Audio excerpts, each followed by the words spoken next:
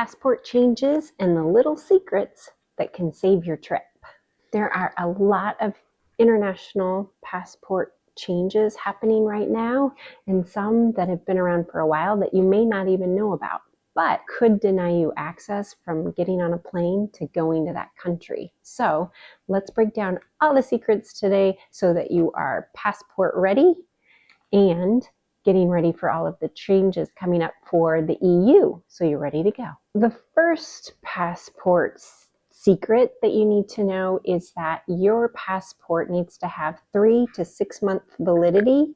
Otherwise, you may not have access or be allowed in to certain countries. When you are going to, say, Italy, you need to make sure that you go to the Italian consulate website or the embassy, some official government site, and check to see how long your passport has to be good for before they won't allow you access. 3 months past the date you're staying, or is it up to 6 months that you need to have a valid passport past the date you're staying? Very important to check that. And if you're getting close, it's probably a good idea to go ahead and renew that passport, which I'll also get into this video because it's become a lot easier than having to walk yourself into a post office or somewhere else to get that all done. The next little passport secret, or something that's not known, is that some countries will require you to have 2 to 4 blank pages left in your passport, or they may not even let you in the country, or you may not even be allowed to board the airplane to go to the country. So for example, my passport this last trip to Naples, they had stamped on the very last page. So a good reminder would be to find your blank pages and just take sticky notes so that you know when you're getting close, and put them on at least 2 of those pages. Again, showing you here on the side a couple of the places that I looked up that require blank pages to get in the country. Another thing to keep track of, which I fell into this 31 years ago, is your driver's license name and your passport name have to be identical. They make with the Real ID now, it's become a little easier, like they catch those things, but way back when, I still had my married name on my driver's license, but I had my hyphenated name on my passport, and if they don't line up, it causes a lot of problems. So just make sure that you get those lines exact when you're applying for a passport or renewing your passport if something has changed in your name. This little tip could be personal preference, but for a while, passport booklets were all the rage, and they had RIFD blocking ones, so it made it another plus to getting a booklet. But with the EU making their changes and going all digital, which a lot of the other countries have started doing this too, it kind of makes it cumbersome to take your passport out of your booklet and then put it on the scanner. So you don't really need the booklets anymore. I guess when you're going through, if you are the passport keeper, another idea would be just on the back of every passport, just put a piece of washi tape or scotch tape and put the initials maybe of your kids or of all the passports that you're holding. That way it makes it quick to hand them out to everybody who you're traveling with, instead of having a booklet that you have to take everything out of, put it back into, and it's just one less thing to carry. And on the subject of RIFD protection, the new passports, your booklet is RIFD protected, and it would take, even if it could be scanned, all of the information that you have in your passport is encrypted. A majority of the time, your passport will only be at risk when it is fully open, and if someone should be nearby you with a scanner to be able to scan that, they have to be within a few inches. So the probability of your information being scanned is very minute, especially with all of the precautions that are being taken with the newer passports and the encryption that they go through. All of this to kind of put your mind at ease, where your passport can be just your booklet and it's safe as safe can be. The side note to that would be if you are a passport card carrier. If you carry your booklet, but you mainly use your passport card, those, because they don't have a cover and can't be closed, those could be compromised. But it's easy enough to find a quick little RFID slot pocket protector to put that into when you have it in your wallet or in your bag.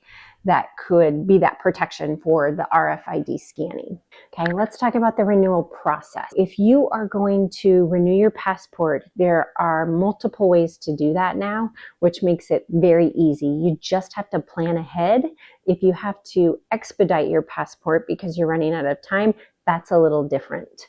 I would suggest starting first online and go to the official travel.state.gov website, and it walks you through all of the renewal steps to see, one, if you're eligible, and two, to go through that process to get your passport renewed. One tip is if you are renewing a passport for your child. We did this for our son last year. We had renewed or gotten his passport before he was 16, which before that time, it's good for 5 years. Once you're 16, your passport will be good for 10 years. So we did have to get his in person just for that fact that he wasn't 16 yet, and you're basically starting new to get your passport done. So now that he has that, his next time around, he can go and renew everything online, and it makes it a little easier so that you can sit in your pajamas and renew your passport for your next trip. If you are a frequent international traveler, consider getting the 52-page booklet versus the 24-page booklet. Because again, if you're going to countries that require multiple blank pages to get into the country or to transport around the country, you're going to go through those pages very quickly. And we can't add pages to our passport. Even if it's 5 years from expiring and you're running out of pages, you're going to have to get a new passport to get those additional pages. So just look closely at that option and decide if you need the smaller booklet, or if you're a really busy person, get the bigger booklet. It just saves you, and you'll have that for those 10 years. Now let's get to all of the EU changes. This process has been going on for a really long time, almost as long as our Real ID process. The EU has kept postponing the date that they were going to put in the ETIAS. The process is finally going. So the EES, the entry-exit system, is beginning October 12th. There's nothing you have to do at this point except, one, be aware of it, and two, it starts the clock running to where they're going to put everything into place. Entry-exit system is just giving that onboarding gap in time so that they're getting everything digitized. If you haven't noticed already, when you go over to Europe, you slide your passport into a digital reader, and then you step through. It also scans your face, so you have the Face ID, and then you walk through another gate.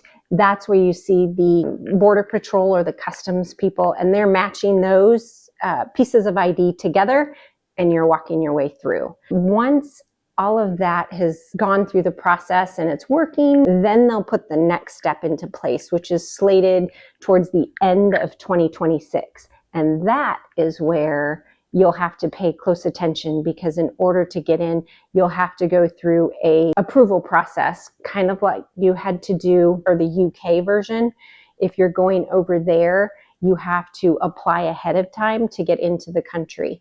This is going to be the same thing. You'll have to apply ahead of time and have that attached to your passport. Otherwise, you will not be allowed into any of the EU countries. The United States, we have something similar, so it's not as if we have nothing. I'm talking of a US resident going over internationally to another country.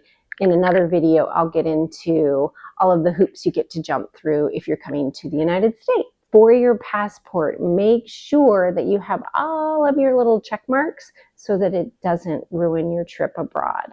Planning ahead can make the biggest difference. So if you want to keep up to date with all of this information, you can, one, continue to follow me here or subscribe if you haven't already. Two, you can join my weekly email where I keep up to date with all of that information, and I send it out only once a week. so that you can get all that information in the description. I'll put the link that you can sign up for that, and your trip will be as smooth as smooth.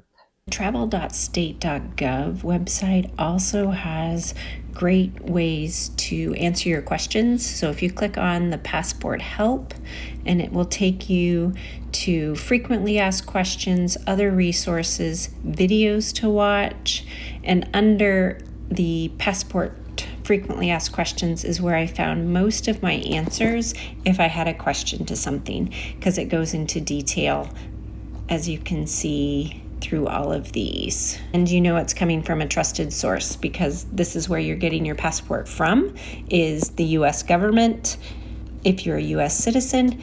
So you can be assured that they are following the rules, versus maybe if you were to go to an AI chat or something like that. Sometimes with that open source, not all of the information is 100%. I'm Andrea with a glimpse of good travels, and I hope one piece or all of this was helpful to make your travels much easier, so that you can travel well, travel light, and travel in your own kind of style. Happy travels for the ETIAS